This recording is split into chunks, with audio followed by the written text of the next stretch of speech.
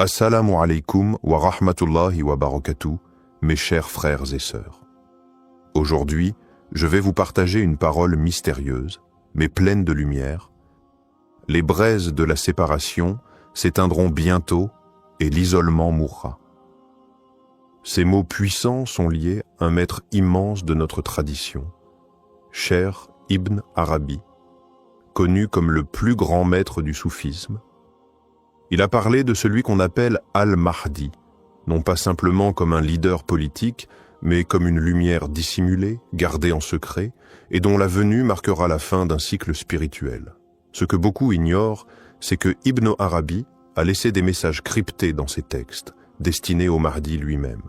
Ces messages parlent de solitude, de douleur, mais surtout d'un avenir où l'isolement prendra fin. Aujourd'hui, nous allons entrer dans ce monde caché, celui des allusions mystiques, pour mieux comprendre ce lien spirituel profond entre Ibn Arabi, le Mahdi et la fin imminente de la séparation. Ibn Arabi, né en 1165 à Murcie, en Andalousie, est l'un des plus grands penseurs mystiques de l'islam.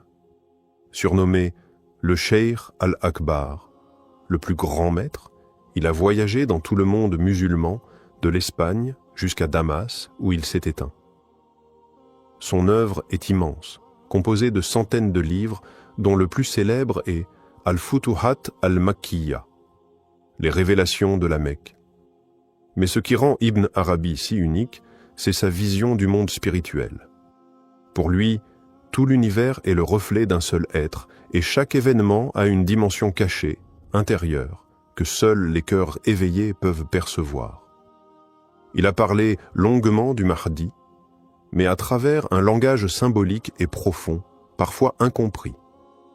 Pour lui, le Mahdi n'est pas seulement un homme, mais une présence divine manifestée dans le temps. Un sceau de la sainteté, une lumière ultime descendue à la fin des temps pour réconcilier l'intérieur et l'extérieur. Il ne le décrit pas avec des détails physiques, mais avec des qualités spirituelles. Pureté absolue, connaissance directe, humilité écrasante, alignement parfait avec la volonté divine. Ibn Arabi insiste. Le Mahdi ne vient pas pour conquérir, mais pour dévoiler. Il n'est pas un roi des terres, mais un maître des cœurs. C'est dans ce cadre que l'isolement prend tout son sens. C'est un isolement voulu, nécessaire à cette grande mission. Selon Ibn Arabi, le Mahdi traverse une longue période d'isolement avant d'apparaître. Cet isolement n'est pas seulement physique, il est surtout spirituel. Le Mahdi vit caché, souvent incompris, en marge du monde, mais ce retrait est voulu par Allah. Ibn Arabi explique que cet isolement est une purification. Il écrit que les grands élus sont voilés avant d'être révélés, car leur lumière brûlerait ceux qui ne sont pas préparés. Le Mahdi est donc tenu à l'écart pour ne pas être détruit par les passions du monde et pour ne pas troubler un ordre encore immature. Il est dans une grotte symbolique à l'image du prophète avant la révélation. Dans ses textes, Ibn Arabi compare le Mahdi à la lune cachée par les nuages. Elle est là, mais peu la voit, sabah. Cette solitude est un fardeau, mais aussi un honneur, car celui qui est isolé par Allah est aussi protégé par lui. Ibn Arabi insiste sur le fait que le Mahdi ne doit pas chercher à sortir de cet isolement par lui-même. Il n'est pas maître du moment. Il attend le signal, le décret. Ce silence imposé forge en lui une sagesse que le bruit du monde ne pourrait produire.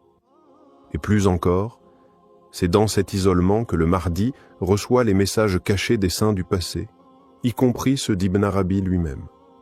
Ce retrait n'est donc pas un oubli, mais une préparation, un écrasement nécessaire avant l'éclosion. Quand Ibn Arabi évoque les braises de la séparation, il parle d'une souffrance qui consume lentement, comme un feu caché sous la cendre. Ces braises symbolisent l'attente, la division du monde, l'absence du Mahdi dans la scène visible. Elles brûlent les cœurs sincères qui perçoivent que quelque chose manque, que la vérité n'est plus incarnée pleinement. La séparation n'est pas seulement entre les hommes et le Mahdi, mais aussi entre les hommes et leur propre lumière intérieure. Ibn Arabi montre que cette douleur est universelle, elle touche les croyants éveillés, les saints cachés et même le Mahdi lui-même. C'est un feu discret, mais persistant. Il ne détruit pas, il rappelle. Il maintient en vie un désir profond de réunification. Mais attention, ces braises ne sont pas une punition. Elles sont le signe que l'union est proche. Ibn Arabi écrit que tant que le cœur ressent ce feu, c'est qu'il est vivant. La séparation devient alors un appel, une préparation collective. Le monde est dans une nuit obscure, mais une chaleur subsiste, une promesse silencieuse. Le Mahdi, caché, sent aussi ce feu. Il sait que l'heure approche où ces braises ne seront plus nécessaires, où l'amour entre les âmes fidèles et la vérité divine se manifestera pleinement. Alors, l'isolement mourra, car l'appel sera entendu. Pour Ibn Arabi, le monde se dirige vers une union mystique, une fusion entre l'invisible et le visible. Le Mahdi est la clé de cette réunion. Il ne vient pas pour créer un empire, mais pour réunifier ce qui a été brisé, les cœurs, les vérités, les dimensions. Ibn Arabi parle d'un moment où les voiles tomberont. Ce ne sera pas une conquête par l'épée, mais par la lumière. La justice du Mahdi ne sera pas imposée par la force, mais par l'évidence. Il viendra comme un miroir parfait qui reflète la vérité d'Allah sans distorsion. Cette union concerne chaque être. Ceux qui ont le cœur pur verront en lui ce qu'ils attendaient depuis toujours, sans même avoir mis de mots dessus. Ibn Arabi insiste.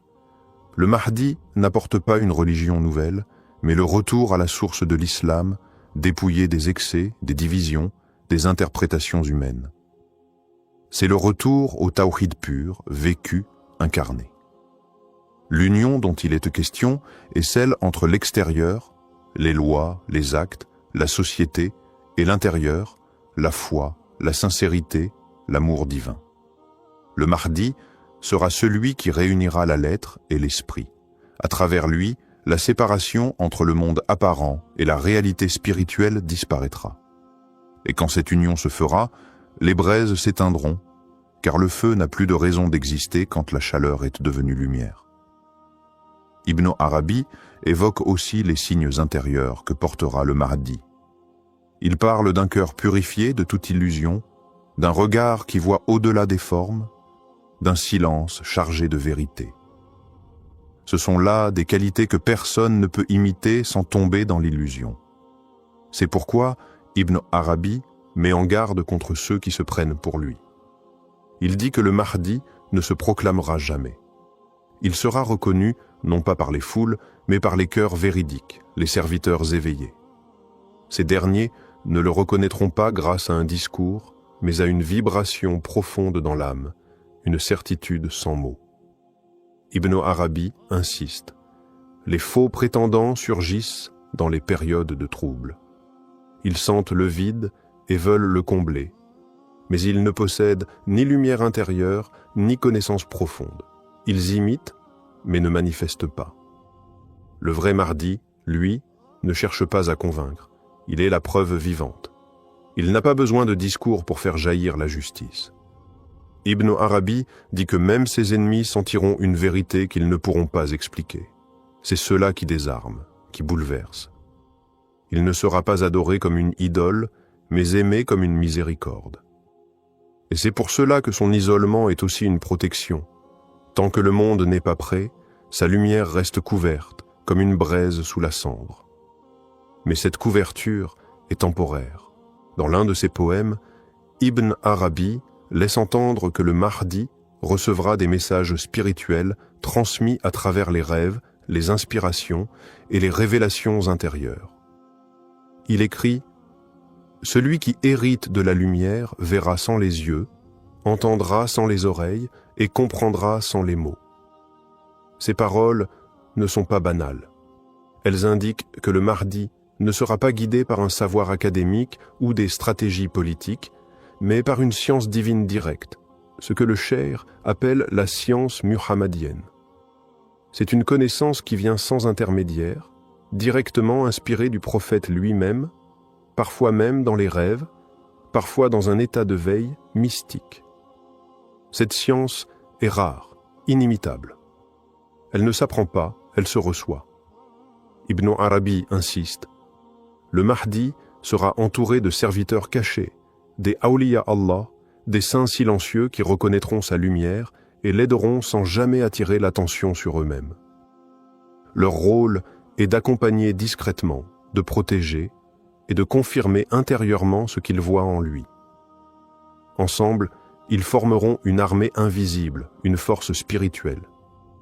Ibn Arabi décrit cette époque comme un moment où les réalités cachées deviennent visibles et où la vérité ne sera plus une simple croyance, mais une évidence vécue dans les cœurs.